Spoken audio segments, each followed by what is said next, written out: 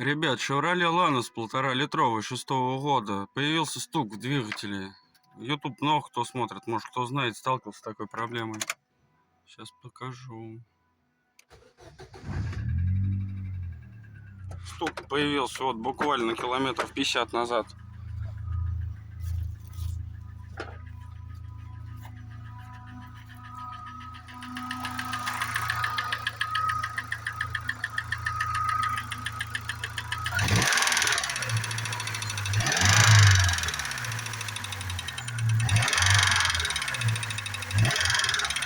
У кого была такая проблема, напишите, пожалуйста.